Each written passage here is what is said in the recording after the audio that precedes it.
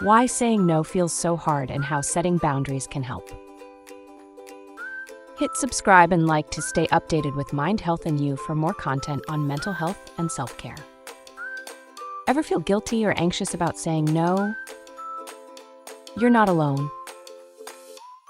Many of us struggle to say no, even when it affects our mental health, often from fear of letting others down, avoiding conflict, or simply feeling obligated. Today, we're exploring why setting boundaries makes saying no easier and how it can actually improve your relationships and well-being.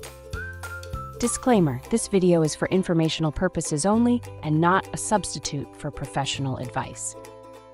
Please consult a licensed professional if you're struggling with mental health issues. Why saying no is so hard? Why is it that saying no can feel impossible? Many of us grow up learning that no is a negative word. But constantly saying yes to please others can leave us overextended and resentful.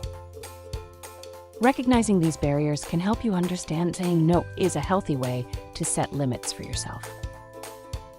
The role of boundaries in mental health. Setting boundaries is crucial for maintaining balance and well-being.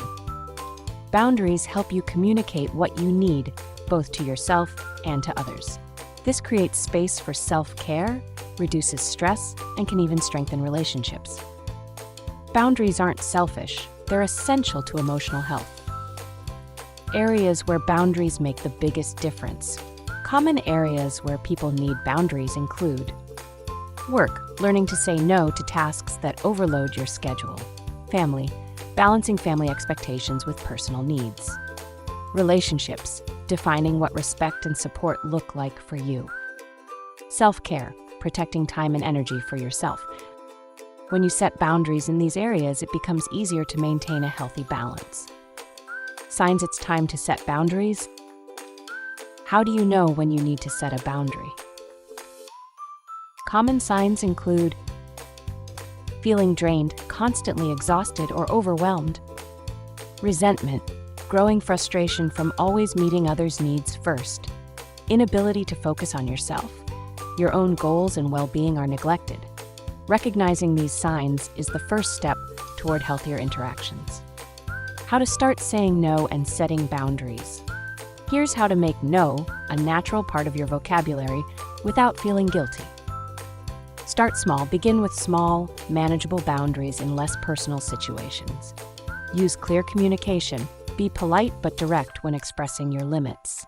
Stick to your decisions. Resist the urge to explain yourself or backtrack.